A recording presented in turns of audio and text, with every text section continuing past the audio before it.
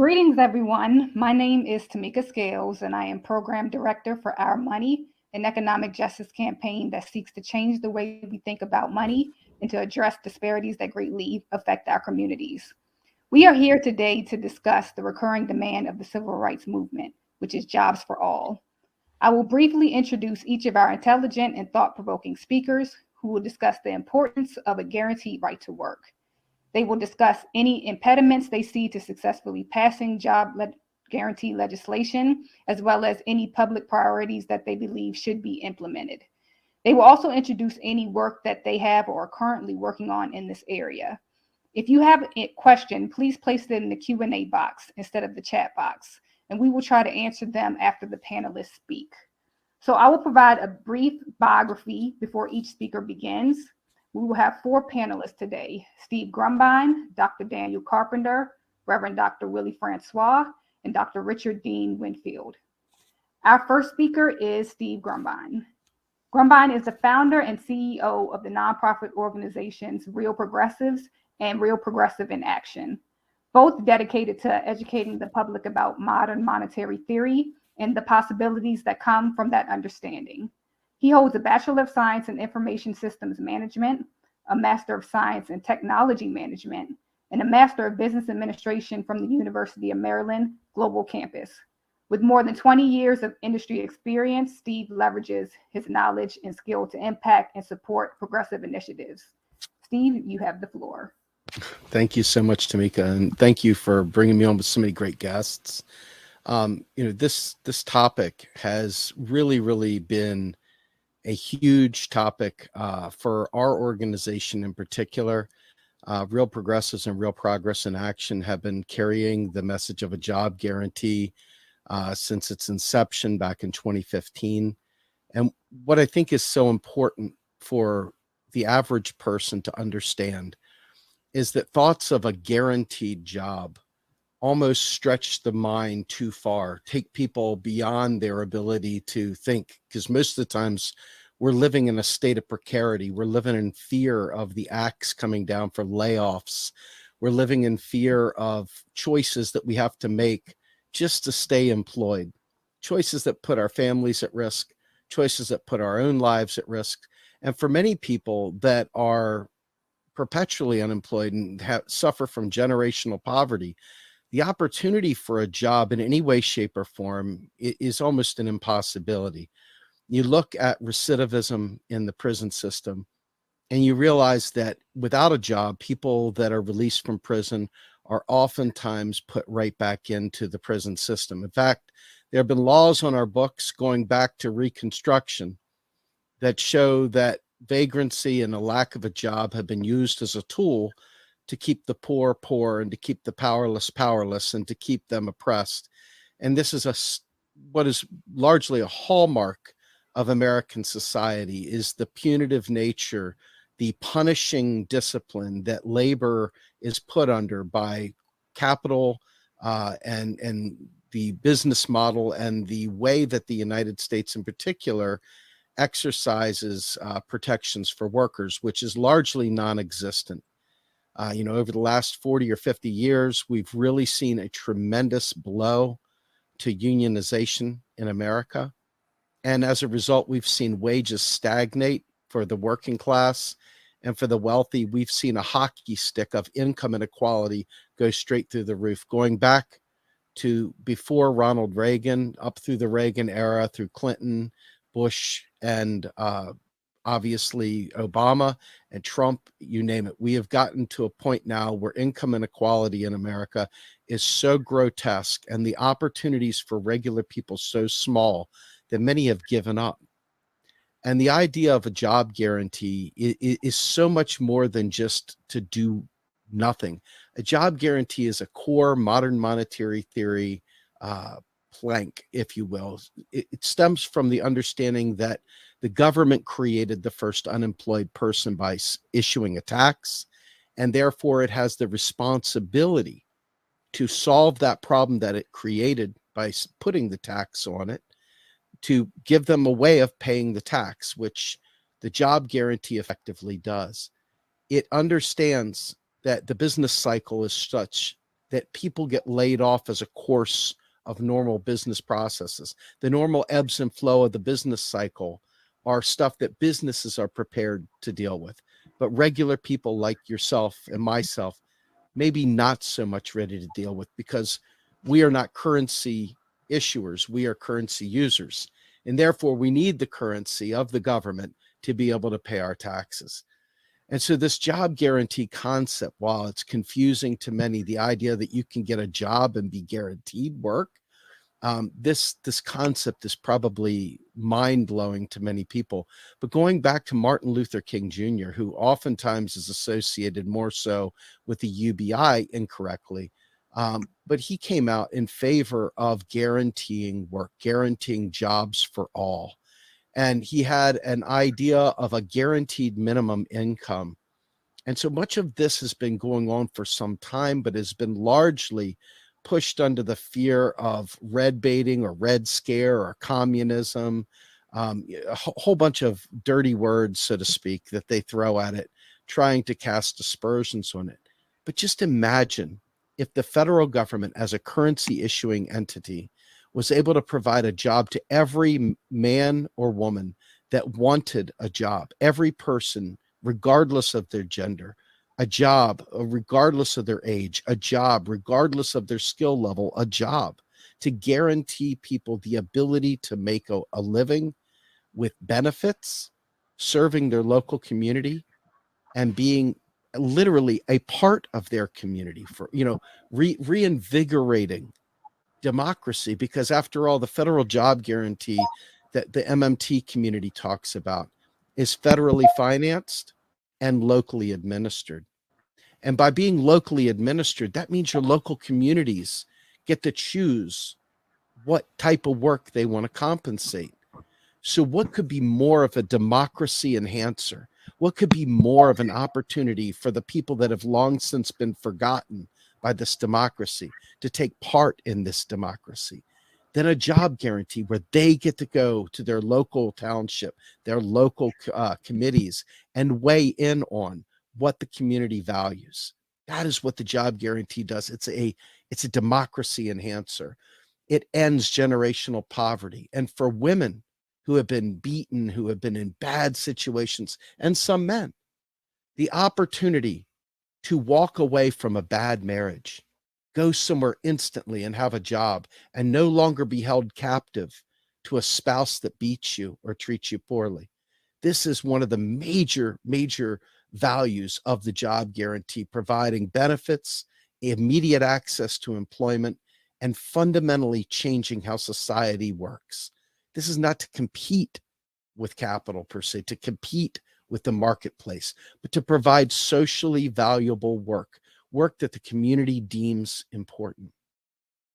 Bill Mitchell often talks about how a job guarantee could be used for surfers, where the surfers would go out, teach surfing lessons, but simultaneously, while they're in the water, take water samples for local oceanography or environmental testing. There's so many ways that we can reinvigorate what the public purpose is, the purpose of serving you and I and everyone, quite frankly, all people, regardless of whether they're an immigrant or whether they are a citizen, the opportunity to provide a life with dignity, to have an opportunity to participate in what should be the American dream, by providing a living wage with benefits and the guarantee so that you can leave a bad job and go to one that you like, that you create, maybe you even have a part in creating this job, to serve artists, to serve moms, to serve people who are otherwise not considered profitable to the man. Everyone having an opportunity to break free of poverty. That's what the job guarantee is. And if you want to look at our most pressing needs today, we are in an existential environmental crisis right now that requires us to be able to mobilize people and to be able to provide work that serves to mitigate the carbon footprint that we have put onto the planet. And that is the real debt that we would be passing on to our children. So the opportunities that we have with this empower a much larger structure. and that is the Green New Deal. Working with people like Fadl Kaboub, who's come out with the concept of the layer cake of the Green New Deal that would have a job guarantee as a fundamental core component of that Green New Deal, tying it with a just transition for dirty work that we're trying to eliminate, being able to provide them with a transitionary job that allows them to leave coal manufacturing and go into some sort of renewable. These are all parts, specters, pieces of a job guarantee, a well-engineered, well-organized job guarantee across 50 states and across the territories. So as I think to myself as an activist and as a progressive, a father, a student, a person that has many talents and many interests, the opportunity to know that if for some reason there is a recession, that instantly I could get a job if I got laid off is an incredibly empowering feeling. It's an incredibly empowering way of looking at the world, to be able to know that at no point in time do you have to be unemployed, that you can in a moment's notice have a job. I think this is very, very critical for internal self-care, just not having to worry. The weight of worry on so many families today is so heavy that people are cutting off years of their life. The opportunity to have a security blanket there for all communities, to keep the communities thriving, even when the business cycle is ebbing and flowing.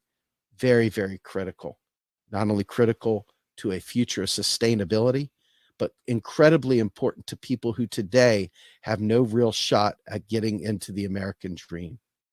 So it's my hope that, as this panel continues, that you will be able to learn even more about the great opportunities that come with advancing a federal job guarantee. Now, mind you, we already have a basic income in Social Security that could be literally expanded to include any number of types of people and types of situations. To go hand in hand with the job guarantee is a full-blown people-first opportunity that takes away the power of the bad boss to bad employment and forces people to no longer be forced, if you will, into just taking garbage jobs that they don't find fulfilling, that impact their families negatively and pay very poorly. Here is an opportunity to tell the private sector, if you want to hire me, you got to meet or beat the price that they're paying me in the federal job guarantee. And this is how we raise all ships. So with that, thank you for having me on the panel. Right. Thank you, Steve, for engaging us in a talk about a federal job guarantee and emphasizing that empowerment perspective. It is important for people to have a dignified right to work, living wages, benefits, so that they can support their families. So our second panelist coming up will be Dr. Daniel Carpenter. Carpenter is the Ali S. Freed Professor of Government in the Faculty of Arts and Science and the Director of Social Sciences at the Radcliffe Institute for Advanced Study at Harvard University. He co-wrote a white paper with economist Dr. Derek Hamilton, arguing that the U.S. government should adopt a number of public policy measures to address economic losses suffered during COVID-19 pandemic. Carpenter's latest text, Democracy by Petition, Popular Politics and Transformation, 1790 to 1870, explores the role petitioning has played in the formative years of North American democracy. He graduated from Georgetown University with distinction in honors government and received his doctorate in political science from the University of Chicago. Dr. Carpenter, you have the floor. Thank you, Tamika. Everybody hear me okay? So I'm honored to be here today. I want to start by acknowledging the leadership of others, not myself, in this space, particularly Dr. Paulina Chernova and Dr. Derek Hamilton, with whom I've been fortunate to co-author a couple of op-eds and some policy papers, as Tamika mentioned. And I want to do that in part because I'm going to emphasize a little bit of a different angle. It's not a different view, it's just a different lens on what I think massively expanded and publicly available, universally available public employment could give. There are others I want to emphasize. I'm an academic, and there are others who have taken a much greater leadership role in this campaign. Not just the two professors I mentioned, but also Steve and the other panelists. And I want to thank them for that. The basic precept I want to communicate is that I am a Republican small r at the end of the day, somebody who believes in the public good, the sovereignty of the people, and in using public purposes and public dollars towards those ends. And so one of the ways that I see a federal job guarantee and allied policies such as the Green New Deal is as the use of public resources and public monies for public purposes. And to me, it's critical that a federal job guarantee, and there are many different ways to administer it, but it's critical that a federal job guarantee serve public purposes, and that it do so by expanding on and clearly improving upon the record of public employment in the United States and other countries. While far from perfect, I want to argue to you that past public employment programs have led to racial progress, not all of them, but many of them. They have led to a greater degree of social development and economic justice.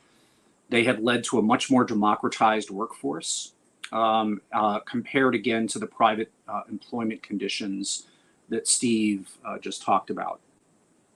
And I want to argue also that this is a propitious moment for something like a federal job guarantee and a massive expansion of public works. Why? Well, if we actually look at public sector employment, and that has been with us since the beginning of time. You can look at the Roman Republic. You can look at the American colonies. You can look at 19th century United States. You can look at any number of historical examples where governments have regularly relied upon public employment, not only to carry out the core functions of state, but also to guarantee a certain degree of living and living standards to the families and citizens in their midst. But we're approaching a time right now when in the US federal and state and local workforces, we are approaching what is being called a silver wave. That is to say, there is a massive retirement that is going to occur at all levels of government in the next 10 to 20 to 30 years. That presents some basic opportunities that these jobs could be filled, also redefined.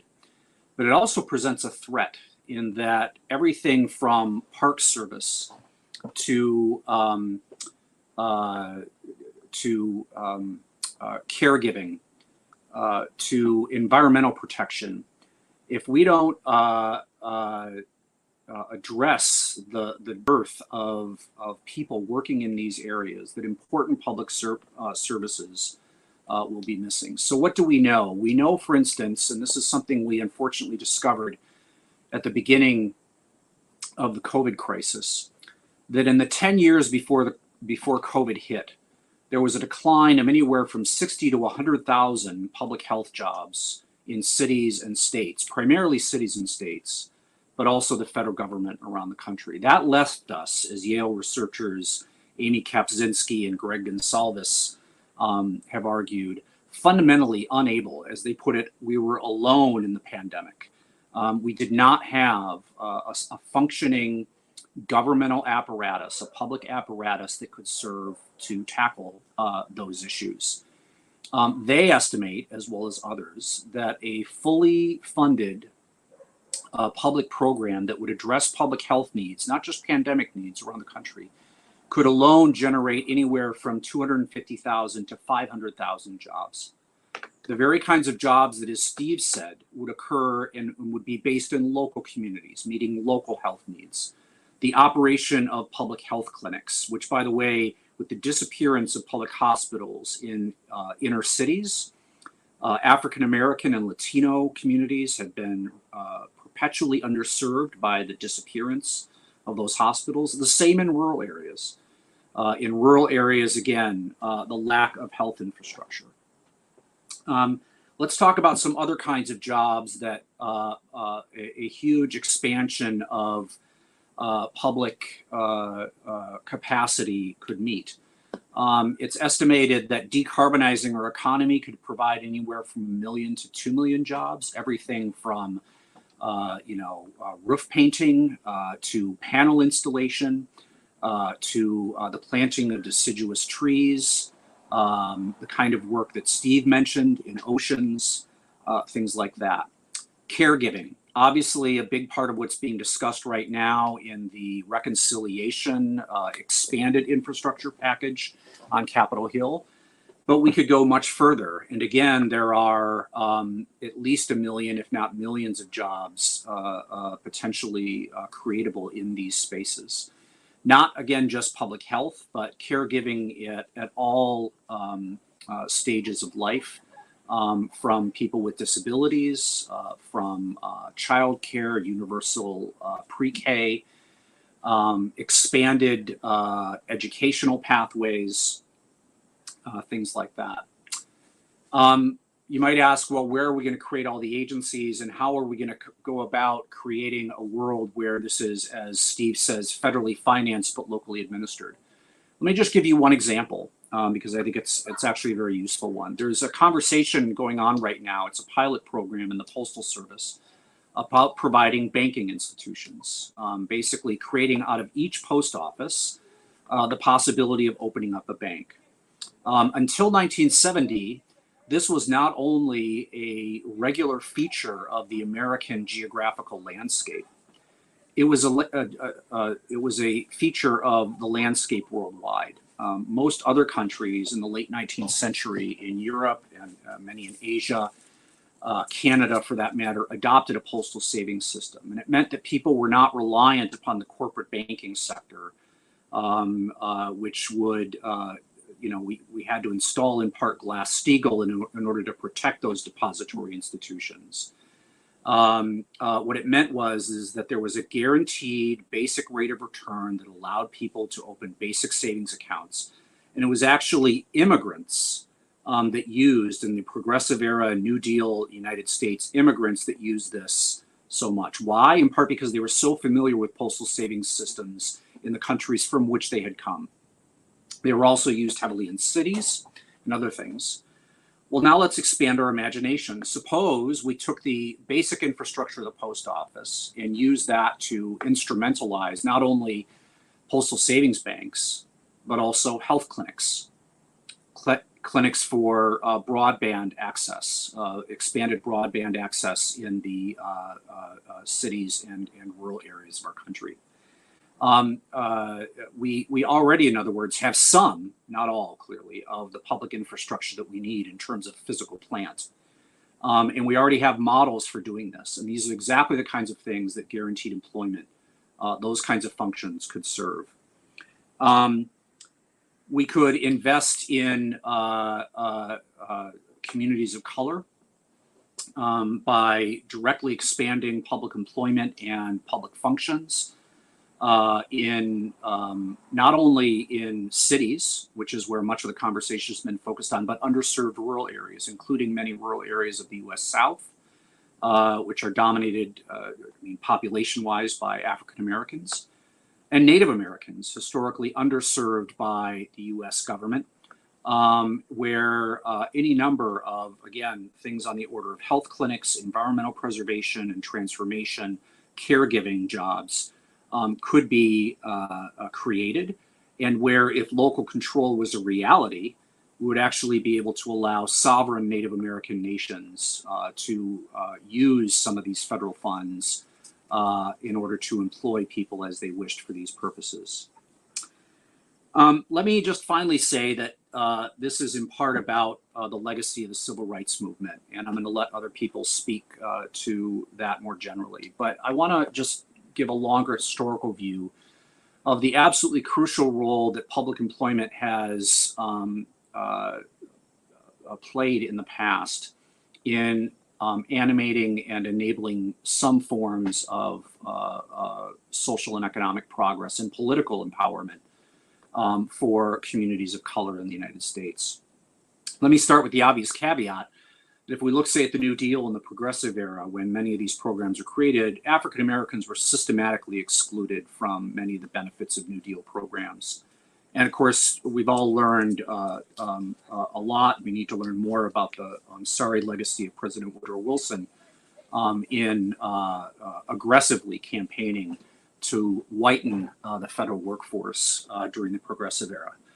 But that said, if you begin to look at what happened from the 1950s onward in places like urban post offices, which began to hire African Americans during the era of the Great Migration by the tens of thousands, city governments, which also began to hire people of color by the tens, if not hundreds of thousands, you see the fundaments. And I'm not saying that those jobs all added up to what we're talking about, what Steve is talking about, what Derek Hamilton, what Paulina Chernow was talking about.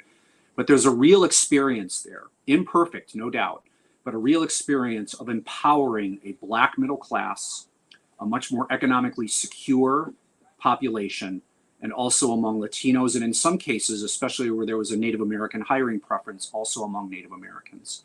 Look at the transformation, for instance, of Prince George's County, Maryland, and tell me that expanded public employment cannot create a thriving, I'm not saying, again, everything is perfect with Prince George's County, Maryland, but that expanded federal employment cannot create a thriving Black working and middle class and upper middle class. You clearly see it in places like that. You can tell similar stories around the country. That's not to say that our history of public employment in the United States cannot be improved on. It has to be. In part, we have to overcome and address the serious racism that was embedded in public employment in the past. But it's also to say that if you look at even those imperfect programs in the past, the way they empowered people of color in many cases at the federal level and at the state and local level, that is a lesson on which we can improve and on which we can build. And so I will conclude there simply by saying that I think the expansion of jobs that are, as I read them and as I study them, public jobs, publicly funded, publicly facing, publicly accountable, democratic small d, has the promise to not only provide the kind of economic dignity and social dignity that others have talked about, both Drs. Chernova and Hamilton and Steve before me, but also to serve absolutely crucial public purposes, to strengthen our democratic republic, and to make real progress toward racial justice. The historical lessons are that we've often failed intentionally to do this in the past, either by insufficiently investing in these public functions or by investing in them, but only for white people. But the lesson also suggests that on those moments when we did successfully invest in these public purposes, and when we were more inclusive and diverse, there were real, lasting, and often very positive legacies. So I'm just going to conclude there, and thank you for having me on this panel. All right, thank you, Dr. Carpenter, for emphasizing the community benefits of a jobs program, as well as emphasizing the importance of public money for public priorities. I think that is important to note that we do have the power to fund the things that we need for community purposes. It just has to be a priority. So our third speaker will be Reverend Dr. Willie Francois. Francois serves as the senior pastor of Mount Zion Baptist Church of Pleasantville, New Jersey, and is president of the Black Church Center for Justice and Equality. He is also an assistant professor of liberation theology and director of the Master of Professional Studies program at New York Theological Seminary. Reverend Francois is a scholar, practitioner, activist whose work centers around racial and economic justice and criminal justice reform. Reverend Francois holds a Bachelor of Arts in History and Religion from Morehouse College, Master of Divinity from Harvard University's Divinity School, and a Doctor of Ministry from the Candler School of Theology at Emory University. So, Dr. Francois, you have the floor. Thank you so much, Dr. Scales, for moderating this experience today, to my co-panelists for their wisdom and the erudition that they bring to such a kitchen table issue, something that so many families could benefit from. I want to start by saying that I think that a government that protected, benefited from, and enforced unpaid slave labor should be a country that finds a way to pay for and protect work that actually sustains lives. I would love to live in a country where the Labor Department was as large, or maybe even larger, than the Defense Department. So often we understand that a nation's budget is not just a fiscal document, but a nation's budget is also a moral document. In many ways, the work I do, it is a theological, a theoethical document. It says something, gives voice to what a country says it is really committed to, what a country, how a country actually lives out what it says it is on paper. And so I think right now, as we are living in the middle of a crisis, what was surely a jobs crisis, a financial crisis, tracking alongside a public health crisis, is that I think this is a brilliant opportunity for us to explore and for us to actualize a federal jobs guarantee, as it's been said, a guarantee for jobs that is federally funded and locally administered. And as Daniel gave us, that this is, and you too, Dr. Scales, this is some of the unfinished work of the civil rights movement. This is some of the unfinished work of what we saw really transform a nation, or at least give a nation a facelift in the 1960s. Dr. King, one of the last things that he writes, one of the last things that he pens is a call for an economic bill of rights. And in this economic bill of rights, he calls for a jobs guarantee, that for anybody who can work, anybody who wants to work, anybody who's able to work, they can work. And a part of his vision for a jobs guarantee, a part of his vision for an economic bill of rights, was also a guaranteed income for people who are unable to work, thinking alongside that there should be economic dignity available to persons simply because they are persons. And that is the kind of government that I think all of us hope we have, but definitely the government that we are trying to make and remake. One that says that we deserve economic dignity simply because we are persons. And so a good part of why I am committed to this call for a federal jobs guarantee is because it is a part of that vision that Dr. King left us. It was the call that Coretta Scott King put forth the Mother's Day, 1 month after King was assassinated. His wife gathers on the mall of DC, on the mall in our nation's capital, with mothers holding signs saying mothers need jobs now. Right? This is the work that Dr. King's death was a down payment for, as Daniel has said, and also as Steve has said to us. Sorry, Steve. As Steve has said to us, is that this is democracy protecting work, democracy enhancing work, and we're talking about a nation that is built on stolen land and stolen labor. That there is a particular debt that this nation owes to its Black residents and citizens, but also a debt that this nation owes to its most poor white citizens as well, citizens and residents as well, because there has been an organized conspiracy here to exploit labor and extract wealth from the bottom. And the way I understand a jobs guarantee, a federal jobs guarantee, is that it does the work of correcting that extraction, correcting that exclusion correcting that kind of exploitation that we've normalized here in this country. That when we think about a federal jobs guarantee that does the work of racial equity. So often we hear language around job guarantees, and that we don't automatically zoom into the idea that Black unemployment has almost always, particularly in the last 60 years, it has run twice as high as white unemployment. And even as we are able to celebrate, we get these jobs numbers month in and month out. We saw that the former administration is able to celebrate all of this creation of jobs. But what we find is that this job creation that we've seen have been jobs that are low wage jobs.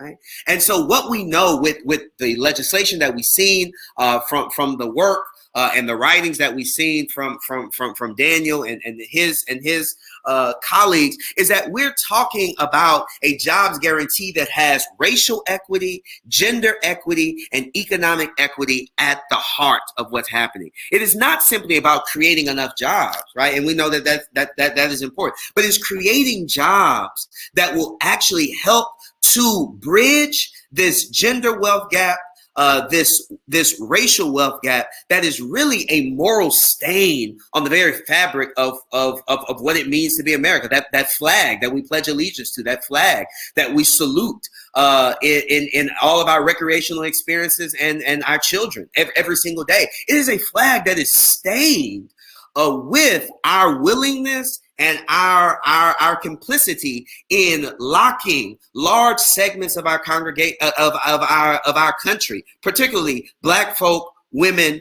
and poor white folk, out of the prosperity that we say makes this country great. So we need to think, and we need to continue to have conversations around a job guarantee, which we know is necessary, that the federal government should be the employer of last resort, but we are saying that it must do so with a racial equity lens.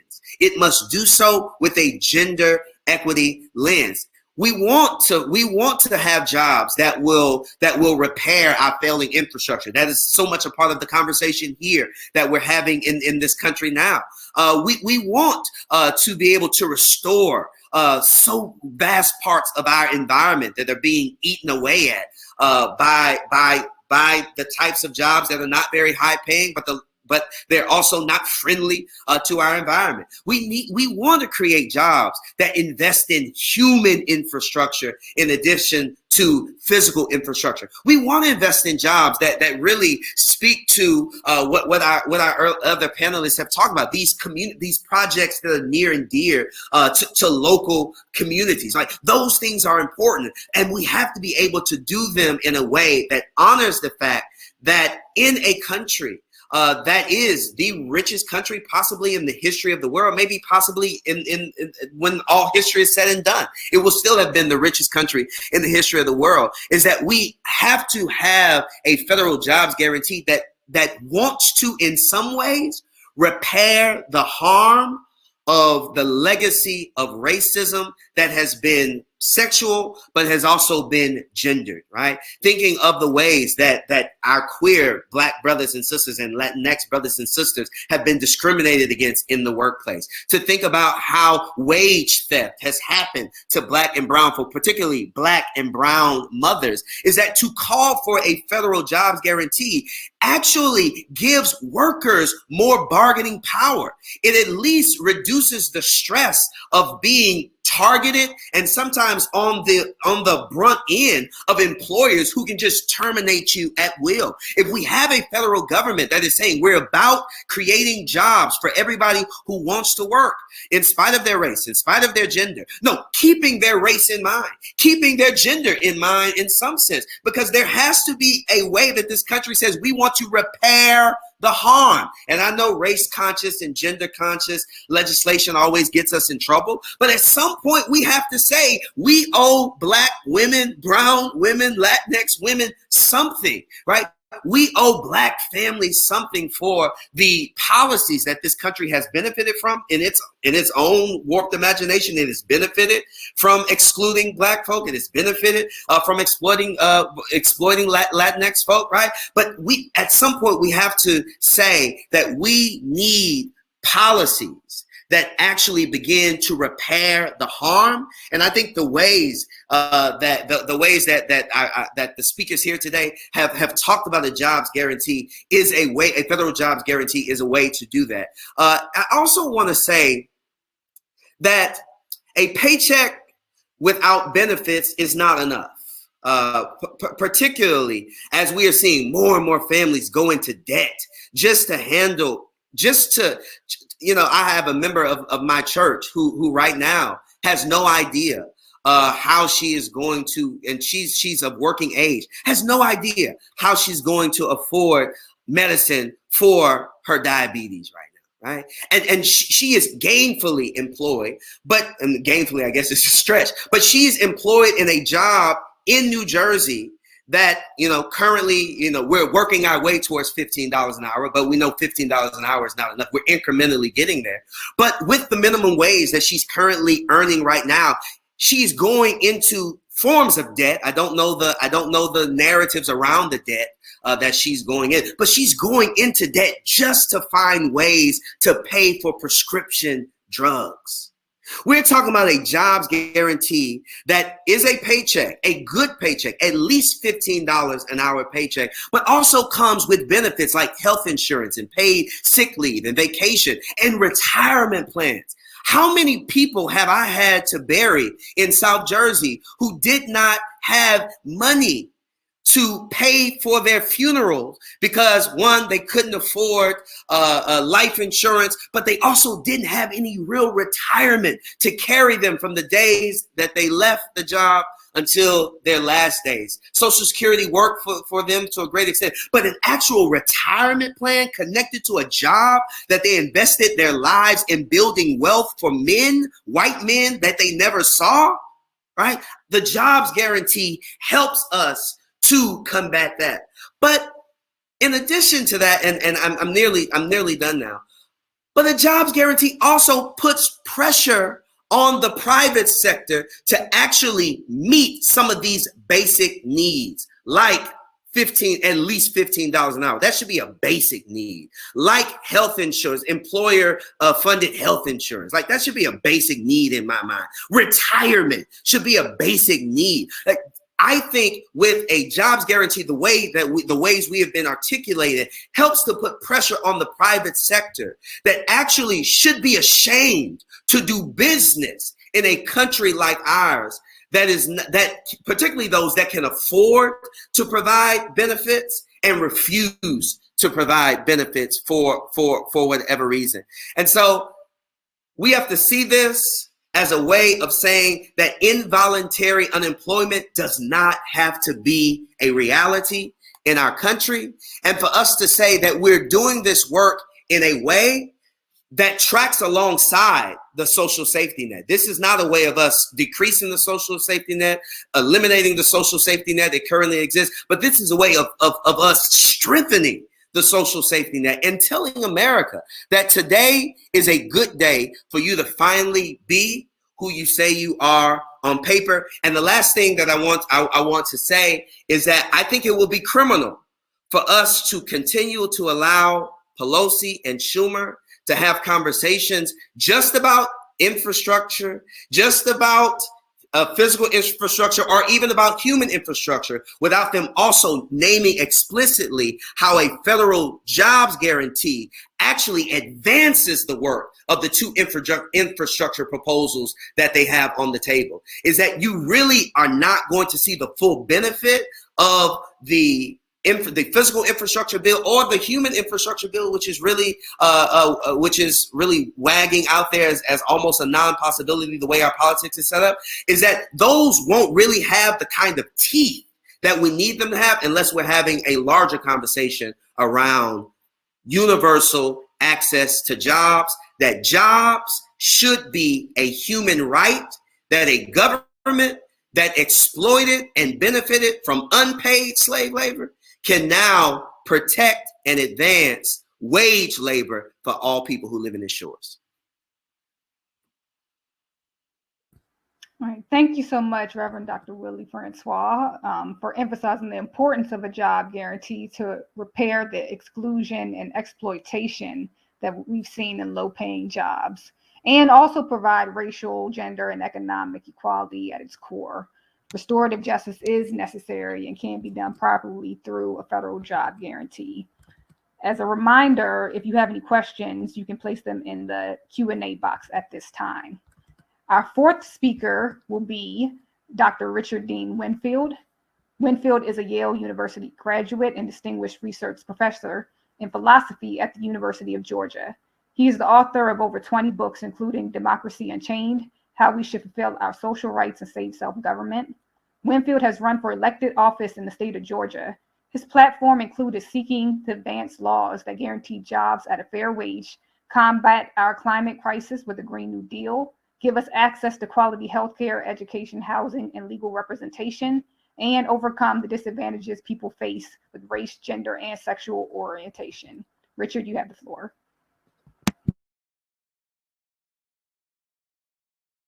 You are muted right now. By vocation being a gadfly of truth, I want to question two of the overarching principles that the organizers of this conference have been promoting, because I think they're false and they obscure the true contribution of a guaranteed job program as a pillar of democracy in a genuine sense and as a pillar of just employee empowerment. Now, one of these fundamental misconceptions is the idea that labor and the laborer have been commodified. The other, which is tied to that, is the idea that participation by employees in the management of enterprises is an extension of democracy. And I want to show why these are both false and misleading. Now, what is commodified in a civil society is not labor or the laborer, but labor power.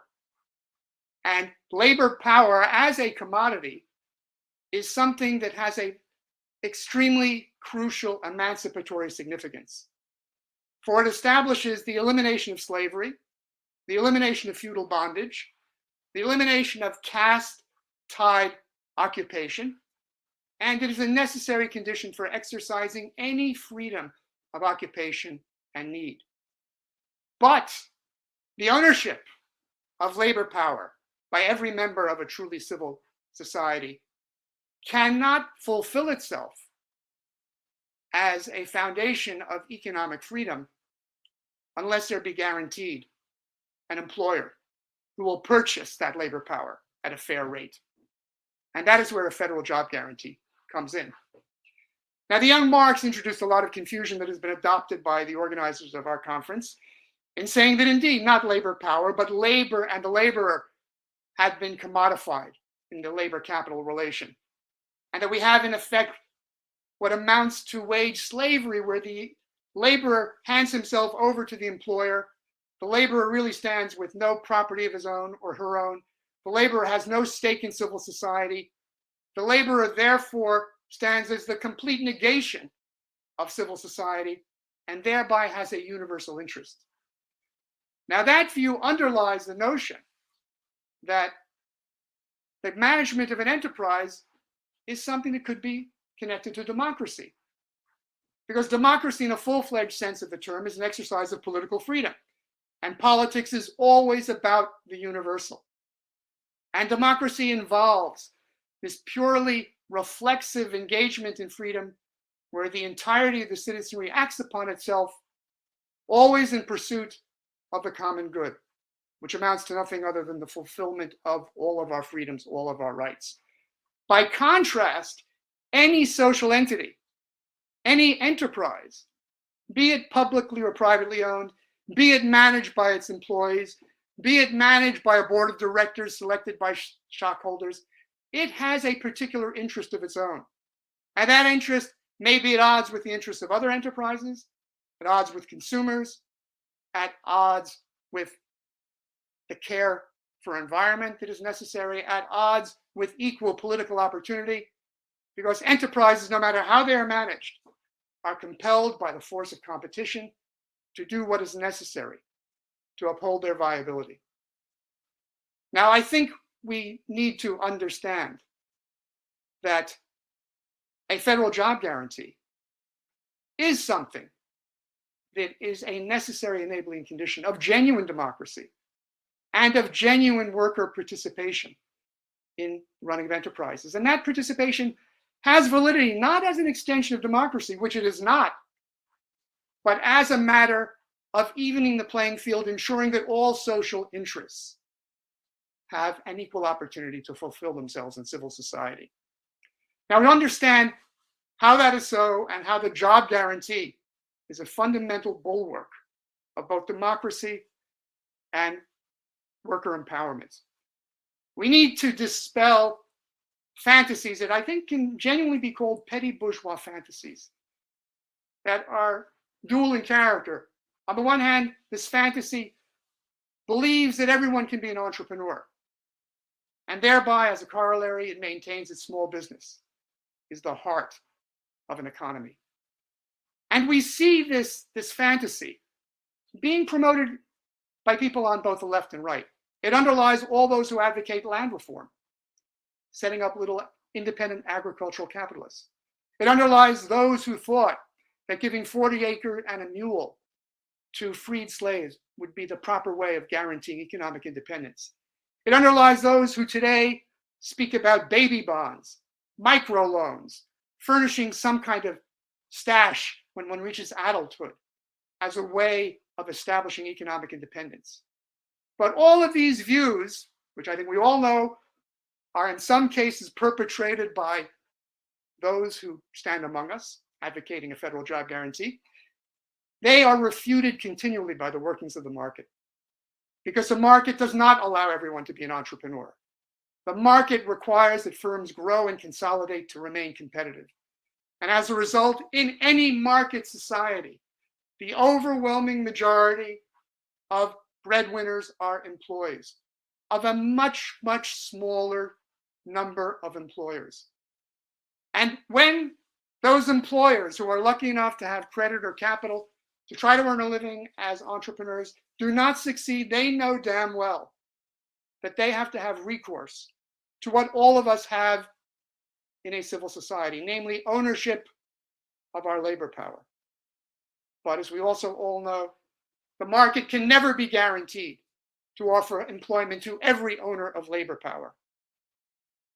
But we as citizens can eliminate unemployment once and for all by having government step in and supply employment opportunities to anyone who is willing and able to work. Now, I think it's important to see that the service of this job guarantee, which is the true fulfillment of the right to work, is absolutely crucial for the operation of political freedom in a democratic government, and also for having fair empowerment of employees. Now, first of all, I think we have to get clear on what the federal job guarantee does, because I disagree with how it's been presented by several of the participants here. On the one hand, it does eliminate unemployment once and for all, but it also must do two other things to at the same time eliminate poverty income and poverty wages. It eliminates poverty wages by, in effect, setting a new national minimum wage that should never be a living wage of $15 an hour, which is a poverty wage. And in a way, it's disgraceful that it is still being advocated in conjunction with a federal job guarantee. A fair wage must, to begin with, have at least enough income to allow people to live decently, which our own government says requires a minimum income of at least $20, if not $22 per hour. Secondly, a fair wage must also be completely protected against inflation, but also it must be guaranteed to rise in proportion to the rise of national productivity. Only then do we put a cap on increases in wage inequality. Only then do all boats rise with the increase in national prosperity. So all of you who are advocating a federal job guarantee, talk about a fair wage, not starting at 15, but at least 20, fully protected by inflation and rising in tandem with national productivity. But this also has to be connected to an elimination of poverty income completely. And that requires that all those who cannot work because of disability or retirement are given equivalent replacement income to a fair wage. That is not a basic income. That's not a universal basic income. It's not the poverty basic income that our current levels of Social Security payments and disability payments give. We're talking about, if we start with $20 an hour, at least $41,600 per year in public support for those who cannot work. Now, at one blow, a federal job guarantee of this sort will eliminate unemployment. It will eliminate poverty income and poverty wages. And in so doing, eliminate the disproportionate unemployment, poverty wages, and poverty income of historically discriminated communities and genders. But it really should not be combined, as two of our speakers have suggested, with benefits. Because benefits should not be connected to current employment or employment history. We should have access to fully covered health care, access to all levels of education, access to retirement income, access to fair housing, access to legal care, no matter whether we work or not, and no matter how many years we've been working or what our income level has been. We need to think about separating all such benefits from employment. And we should not muddle the issue by advancing a federal job guarantee that fails to do that. Now, why is a federal job guarantee so essential to democracy on the one hand and employee empowerment on the other? Well, essentially, all of our non-political rights, our rights to property, our rights to co-determine our household, our rights to equal economic opportunity, our rights to healthcare, our rights to education at all levels, our rights to decent housing, our rights to legal representation in both civil and criminal cases. The fulfillment of these rights is necessary for individuals to be able to participate as equal political actors on the stage of self-government. Because if there's any obstacle to one's freedom at home or in society, that is going to prohibit those affected individuals from being able to participate equally in the political playing field. And that is why there is no need to think we need something higher than government to ensure that government upholds non-political rights. You can't have democracy unless it is actually doing so. And the federal job guarantee is, in a way, the basis of economic independence. It's also necessary to fulfill our right to health care, because in a way, if we're going to have a single-payer healthcare system, we have to ensure that those who will lose their jobs in the private insurance sector will have guaranteed jobs awaiting them. The same thing with a Green New Deal, a transition to green energy. We have to guarantee that those whose livelihoods depend on the fossil fuel industry will have jobs awaiting them. The same thing with comprehensive immigration reform. We have to ensure that no one's economic livelihood will be undercut by legalizing all permanent residents, whether they have been considered legal or not. Now, why is the federal job guarantee crucial, not just for democracy, but for employee empowerment? Well, the federal job guarantee creates the tightest labor market there can be. It eliminates any reserve army of the unemployed. It confronts every employer with a reserve army of the employed, to whom they must give a better offer if they're going to increase their workforce. This means we have eliminated the fear of firing that hangs like a sword of Damocles on the heads of those who are working and want to defend themselves against sexual harassment on the job, racial and gender discrimination, or attempts to prevent them from organizing properly. I had a friend named Ron Blackwell, some of you may know, who was the chief economist at the AFL-CIO. He felt the labor movement had made a fatal blunder in concentrating its energies on a minimum wage of $15 an hour, on a living wage. Instead, it needs to focus on a federal job guarantee, because that is what truly empowers labor and makes it possible for labor to flex its due muscles. Now, a federal job guarantee does need to be supplemented with something that I advocated when I ran for the House of Representatives and the Senate, which was two things that have to do with employee empowerment, which are not an extension of democracy, but something else. One is that we make unionization automatic. Any employer who has multiple employees must engage in collective bargaining with them. And there must be automatic elections to select who will be their union representative. But we also have to have employee co-determination, which means the board of directors of any enterprise, public or private, must have at least half its seats filled by employee representatives. In that way, we can transform enterprises from within and level the playing field between the interests of employees on the one hand and employers on the other hand.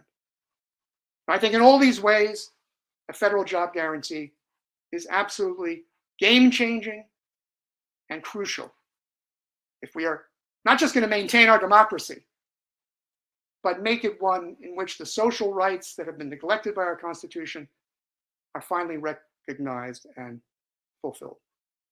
Thank you. All right, thank you so much, Dr. Winfield, for emphasizing that we need a job guarantee that eliminates poverty wages and poverty income, and a wage that rises proportionate to national productivity. At this time, we do want to open it up to see if there are any questions.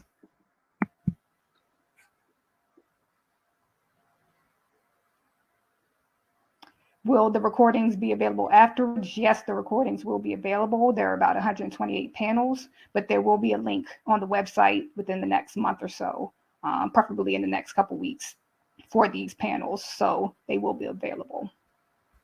Any other questions?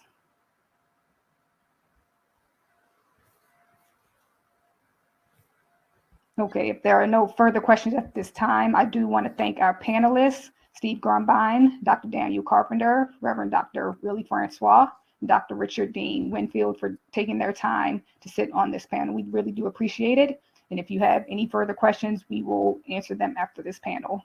Thank you all. Thank you. All right, we're good. You all have a great day.